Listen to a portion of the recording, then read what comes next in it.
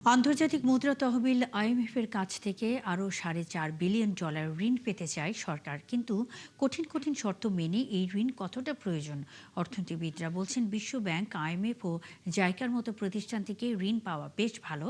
এর ফলে অন্যান্য সংস্থা থেকেও সহায়তা পাওয়া সহজ হয়ে যায়।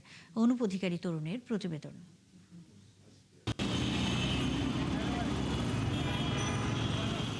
নতুন করে আরও 4 থেকে $4.5 বিলিয়ন মার্কিন ডলার ঋণ পেতে 9 জুন আইএমএফকে চিঠি দেয় বাংলাদেশ। এর ধারাবাহিকতায় সংস্থাটির 12 সদস্যের একটি মিশন এখন ঢাকায়, যারা বৈঠক করছেন সরকারের বিভিন্ন মন্ত্রণালয়ের সঙ্গে। প্রতি মাসে $2.5 থেকে $3 বিলিয়ন রেমিটেন্স আসছে। রিজার্ভও এখন $36 বিলিয়ন উপর। গেল অর্থবছর রপ্তানি আয় ছিল $48 বিলিয়ন।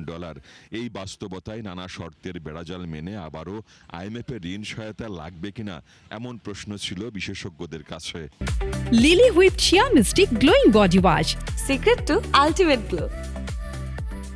কেবলমাত্র টাকার অঙ্কে দেখলে হবে না, এগুলো বিভিন্ন ধরনের যেসব সংস্কার কর্মসূচি আমাদের আছে, সেই সংস্কার কর্মসূচিকে এগিয়ে নিয়ে যাওয়ার ক্ষেত্রে এগুলোর একটা বড় ধরনের অবদান থাকে।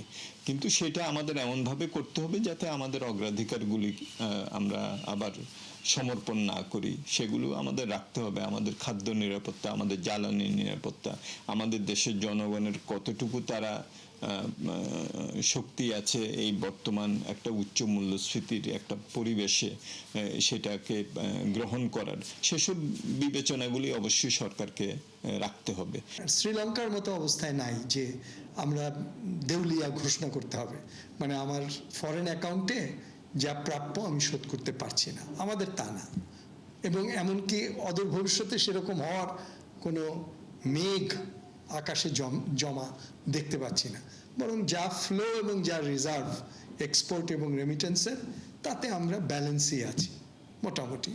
অসম্ভব না, কিন্তু আমাদের অতীতের কোনো চাপ থাকতে পারে, কারণ আমরা তো অতীতে অনেক ঋণ নিয়েছি, সেগুলোর সুদাসল, এবং তখন আইএমএফ ওই ফাঁকে চেষ্টা করবে কতগুলো প্রতিকূল শর্ত আমাদের উপর আরোপ করতে, যেটার ব্যাপারে আমাদের কঠোর বার্গেন করা এবং সতর্ক থাকা উচিত।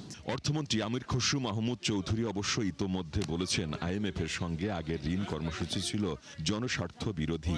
বাংলাদেশের স্বার্থ, অর্থনৈতিক স্বার্থ সংরক্ষিত হবে কিনা, এটা আমার জন্য সবচেয়ে গুরুত্বপূর্ণ। প্রোগ্রামটা কি স্বার্থ সংশ্লিষ্ট ছিল না, স্বার্থ বিরোধী ছিল? জনগণ নিশ্চয়ই, নইলে আমরা প্রোগ্রাম থেকে বেরোলাম কেন? বিশ্লেষকরাও বললেন, সরকারকে দেশের স্বার্থ দেখতে হবে সবার আগে। আমি বলবো যে এটা রাজনৈতিক একটা মন্তব্য।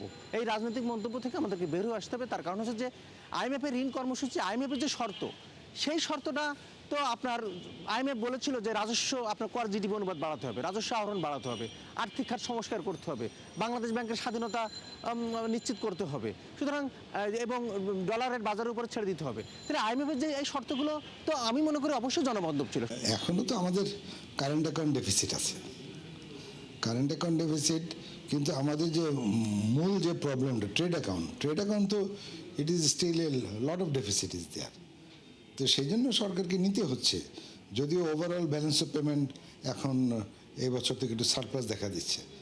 তো সারপ্লাস দেখা দিলেও সরকারের নজর তো সবসময় ট্রেড অ্যাকাউন্ট এবং কারেন্ট অ্যাকাউন্ট, ট্রেড এবং কারেন্ট অ্যাকাউন্ট এগুলো যদি ফেভারেবল হয়ে যায়, তখন তো ডেফিনেটলি আপনার এটার দরকার আছে কি নাই, তখন আপনি হয়তো বা এটা পরীক্ষা করে দেখতে পারেন। কিন্তু এখন আমার মনে হয়, যেহেতু আমার স্টিল কারেন্ট অ্যাকাউন্টও ডেফিসিট, ট্রেড অ্যাকাউন্টও ডেফিসিট, সেই জন্য সরকার কোনো দিকে তাকাচ্ছে না, এটা নিচ্ছে। এক দফা বাড়িয়ে ঘোষিত $5.5 বিলিয়ন ঋণকে 5 কিস্তিতে বাংলাদেশ পেয়েছে $3.64 বিলিয়ন। তবে ষষ্ঠ কিস্তির অর্থ ছাড় নিয়ে 1 বছর ধরে আলোচনা চললেও শেষ পর্যন্ত তা ব্যর্থ হয়। এরই মধ্যে উভয় পক্ষ মিলে ঋণ কর্মসূচি বাতিল করে দিয়েছে। অনুপ অধিকারী তরুণ, 71, ঢাকা।